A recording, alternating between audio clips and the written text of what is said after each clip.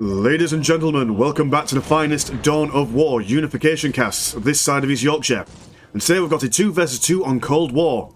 Playing as the Salamanders, we've got War Thunder, and playing as Steel Legion, we have got Y. On the opposing team, playing as the Witch Hunters, we've got Vito Yita, and his comrade in arms, Kukai, playing as the Space Marines. So we may be on Cold War today, but things are about to heat up. Do quite like this map. In fact, it's a remarkable map, in the sense that everyone's got these little choke points to defend their innermost sanctum, as well as 3 relatively safe strategic points and a friendly strip of narrow neutral ground with a slag deposit in the middle. Everyone's also got these slightly more contested strategic points out in this negative cover, as well as a relic which will be really hard to hold on to, as I imagine the bulk of the fighting will be done amongst this heavy cover with a critical location smack bang in the middle of the map. We also have these cheeky little, how would we say, thoroughfares, 10-foot alleyways, whatever you want to call them, whatever synonym you want to use to describe these guys, are holding little critical locations down over here. So Salamanders and Steel Legion, Witch Hunters and Space Marines is quite a balanced team composition, I do have to say. I mean, you've got the Steel Legion, who've got loads of chaff in the form of infantry, although then again, in saying that, they're not going to go for any infantry. They're going to go for Scout Sentinels, so they've gone for their mechanised command doctrine. So we'll be seeing lots of vehicles from these guys. Scout Sentinels, very low on health, but devilishly pink, and also very good against infantry. Quite a difficult, tough cookie to crack for these scouts here. We'll have to get some Space Marines, maybe even a Force Commander online. Look at that, just hear that las cannon roar. Also able to go for a heavy flamer once a relay station is on the field. Good for breaking morale and also breaking the health of other people. Going to see an Inquisitor command squad for the, what you call the Witch Hunters, and a Repressor Depot, which is what we'd like to see. Did see Vito Yita in a video earlier on this week. Went up for a very similar opening.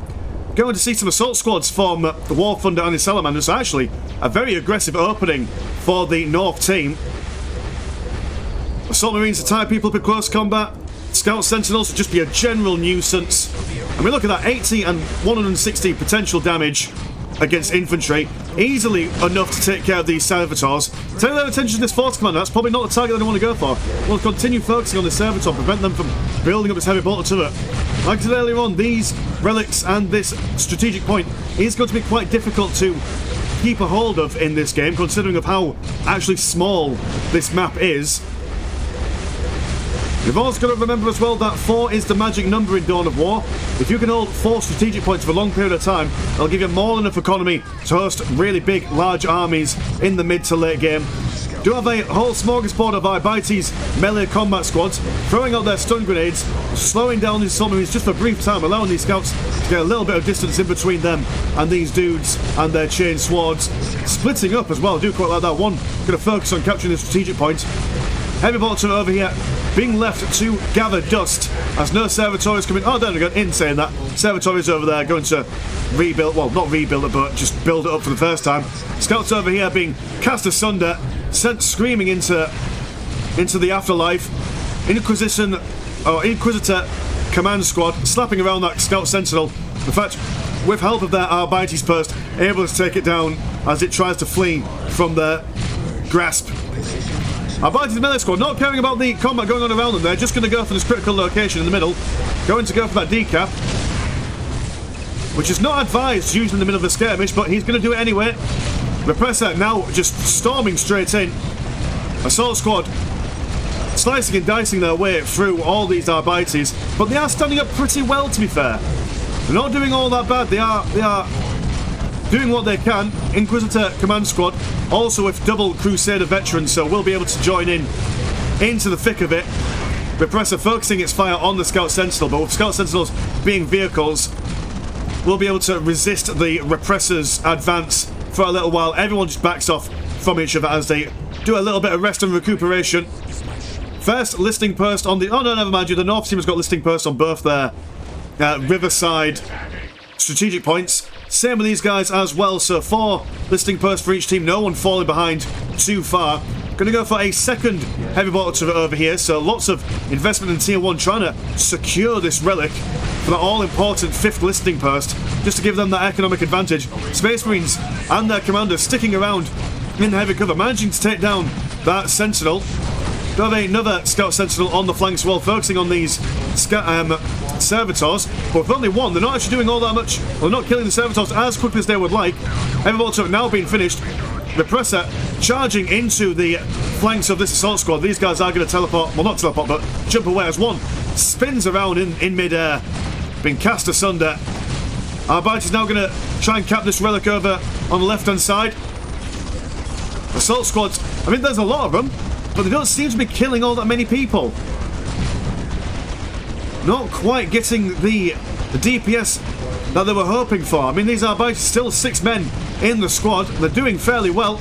And our Space Marines are laying siege to the Steel Legion's listing post. What are the Steel Legion doing? I mean, they've only got 1 Scout Sentinel on at the moment. No Tier 2 going for them at present. Although in saying that, these Arbites are feeling the thunder.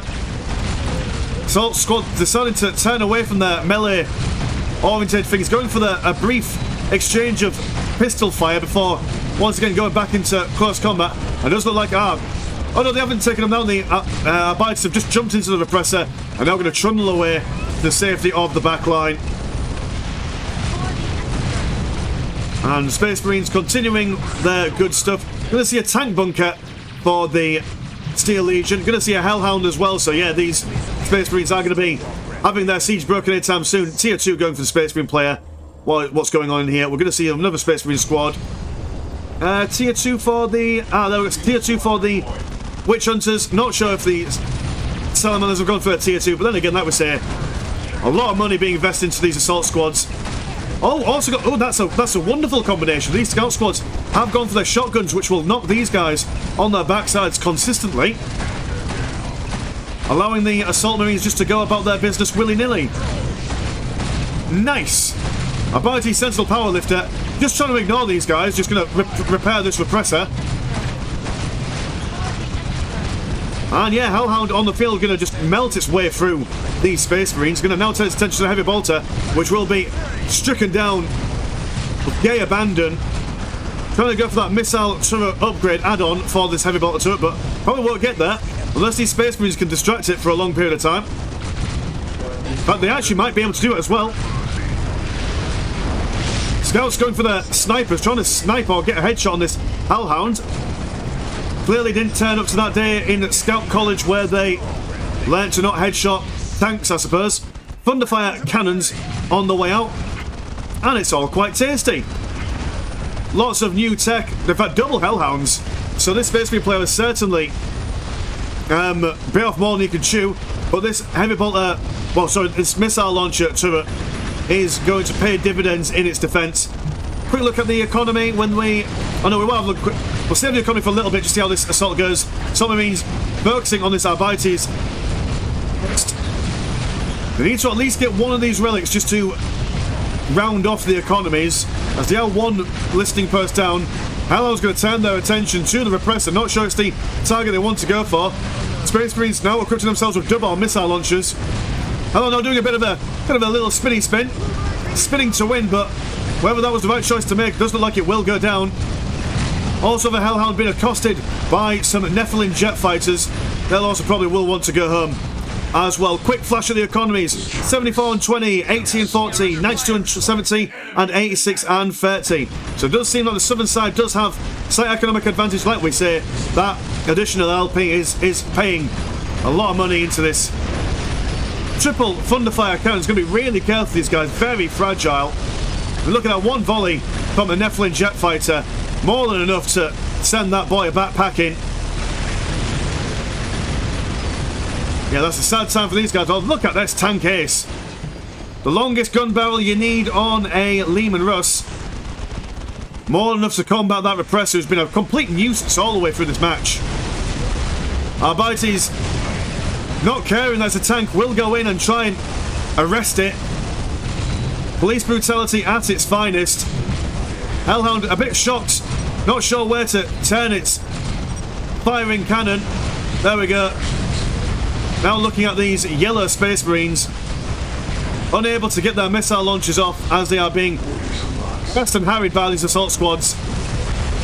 Tank ace though, not really enjoying this attention from the Nephilim jet fighter. In fact, actually, hell's bells, that Nephilim jet fighter, with the occasional missile that it fires out, is actually Not going to win, but yeah, certainly not going to win. It kind of dies, but did enough damage that tank ace to make it a little bit useless for the next 5 minutes or so. Well, 30 seconds. Let's not be hyperbole about it. Heavy missile turret will see St. Peter's pearly gates, and Space Marines get chased off by this Hellhound. Wonderful use of the Hellhounds, by the by. Constantly just following these Space Marines around as and when appropriate. Soul Marines as well, constantly being used to just be a nuisance. This wise listening post has gone down. Arco Flagellants going to certainly be a thorn in the assault squad's backside. Look at that, Jesus Christ, that's quite the knockback. Trojan out looking to see if he can repair that tank ace. Not quite able to path its way out of this melee scrum. Rapier armor destroyer. Oh, look at that. Las cannons and guns are flowing with red hot energies. So Salamander going for a very Tech Marine orientated build. And look at how quickly a wombo combo of a Tech Marine and a Trojan can repair a tank ace. Arco Flagellant's trying to get some damage in. Will take down that Trojan. Do have a Land Speeder Tempest trying to support these Space Marine squads from the air. But the Hellhound just not giving up. Opening holy retribution and fire on everyone that they can get their hands in, spinning around, showing these guys the meaning of a good time.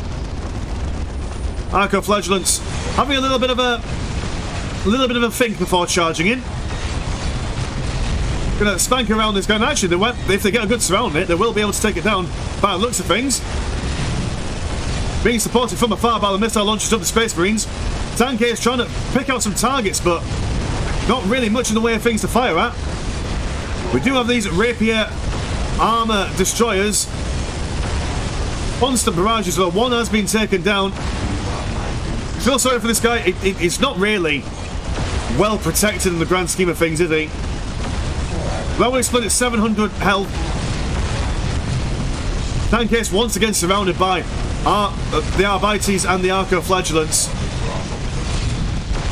Emphasis on the word flagellant and not flagellants. Completely different meaning there, boys and girls. If you're not a native English speaker, that's a joke that might go way over your head. Feel free to Google it, but don't Google image it. Assault Squad daring not to get involved in close combat with these guys. Just going to try and pest these guys with their bolt pistols. And it does look like the Southern team is regaining their foothold on this relic over here. Hellhound being accosted from the backside by this Land Speeder Tempest, but once again, was the case, spinning like no one's watching. It's like Dirty Dancing, but with fire. And what's cooking up for these guys? They are going to go for some Razorbacks. The classic Razorback, which just kills everything for some reason. Going to go for a replacement Tank Ace and some more Hellhounds. Steel Legion not really switching up their strategy. These guys do need a response to the Arco Flagellants. Going to go for an Imperium Communication Platform add-on tier 4, if my Roman numerals are correct. Hellhound unable to upgrade itself with anything of the anti-vehicle variety. These Arco Flagellants just spilling out across the battlefield. No one's able to really temper their rage at this point. Tank Ace trying to get a good few shots in. Doesn't seem to be impressing these guys there. I mean, look at having 6 models, 4,080 health. That's not a bad amount considering that they are just purely infantry and melee focused. I think they'll be a lot more fragile, but holding up. Got a veteran tank depot being added. Expect some bigger and better tanks. Razorback now on the field, which is exactly what you want against these Flagellants and these Arbites melee squads. So potential addition to their team composition might be all that they need to turn the tides of battle. Tactical Marines. Oh, sorry, Tactical Marines, sorry. Freudian slip there. Being held back by one singular Hellhound.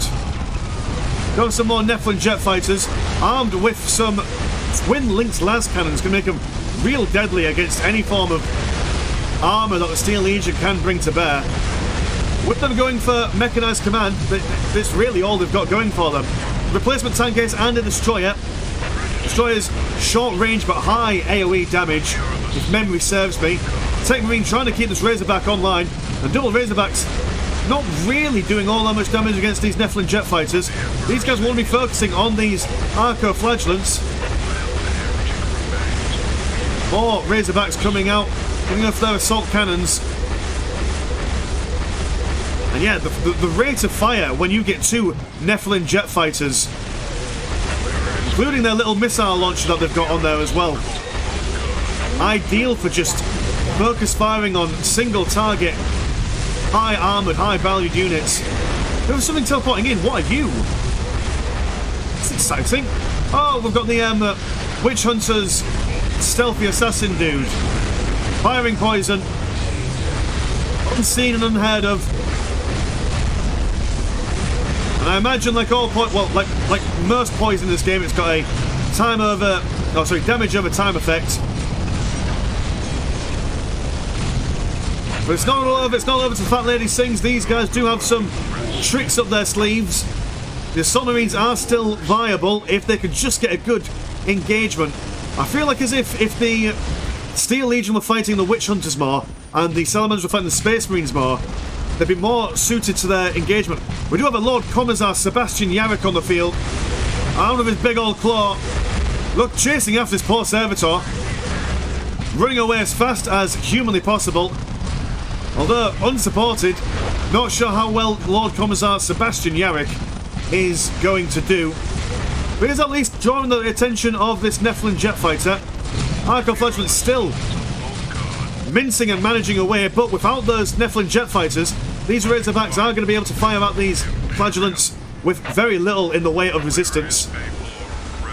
There are some Celestians on the way out for the not sisters, the Witch Hunters. Double Hellhounds still causing Kukai Space Marines a world of hurt. Unable to really break out of this side of the base. Oh, there we go, we've got a destroyer. I would say another tank with a gun as long as, well, I don't know, something that's really long. Metaphors aren't my strong points, neither are my similes. Very literal man. But yeah, just a whole tank column coming down here. Trojan also joining the fray, although still sticking within heavy bolted turret range. Not ideal. And it does look like the Salamanders are actually pushing these guys back. Arco Flagellants losing a couple of their number, managing to take down another Razorback, but Submarine's able to take down this relic.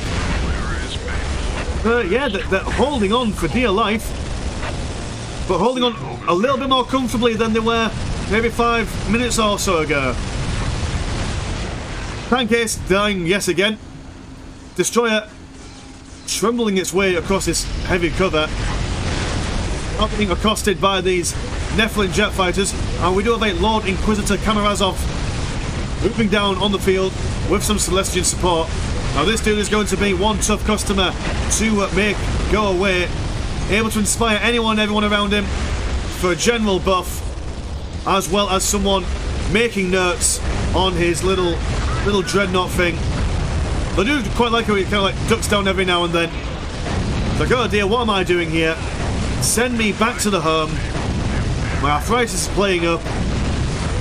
Oh gosh, look at that knockback that the Arco Flagellants were able to get on those Razorbacks. Almost dying in unison as well there. Trying to get some good shots off. In fact, double destroyers now out on the field. Hellhounds being flapped around by Hellfire Dreadnoughts, spinning around in a death knell kind of act. More tank cases on the way. Not sure if tank cases have really done all that much in this game, to be fair. Arco Flagellants, once again, being a nuisance. Do have more Razorbacks. In fact, yeah, the strategy at the moment is just as many Razorbacks as humanly possible.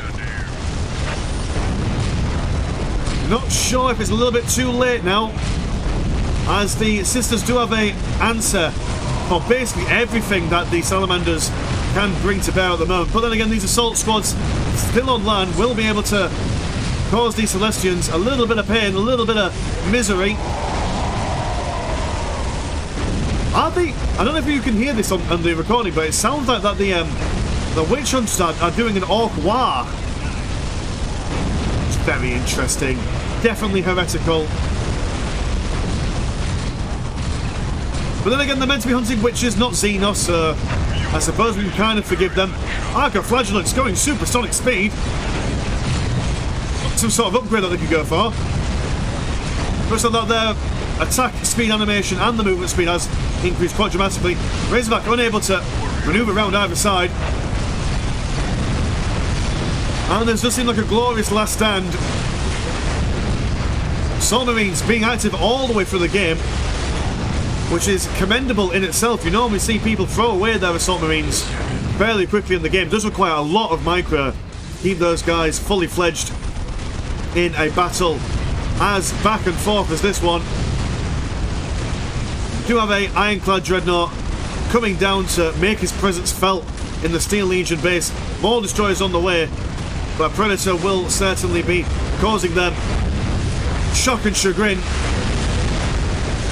Look at all these Celestians. Love their armour in Unification.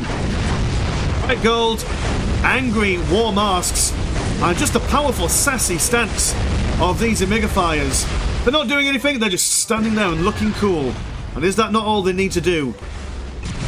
Well, the Salamander player looks like he's going to be out. He has put down an anvil just to stay in the game for a little bit longer. Lots of tanks from the Steel Legion. Nary a Steel Legionnaire has been seen. Might have benefited them, if anything, just to provide some sort of screener for these tanks. Got a very powerful uppercut comes from the Ironclad Dreadnought as one more tank case goes down. Well, it's about to go down. It's about to go down any moment now. There we go, look at that. And with that, I think we will conclude this game. It's a clear case of who is going to win. Do we have some... Oh, we've got a Dreadnought coming out from this anvil over yonder, which is quite interesting. Not much in the way of economy left, so that'll be their last Dreadnought in the field. Oh, go on, let's watch this Dreadnought have a final stand. May as well while we're here. We have another Hellhound coming for the Steel Legion as well. But this is a unsurmountable mountain for the Steel Legion to climb. Lord Inquisitor Kamarazov just standing, pressing his buttons, enjoying the view. Arcoflagellant's charging in. Dreadnought of a Salamander variant, getting some last kills on these dudes. Do quite like the little dragon head he has on his armour.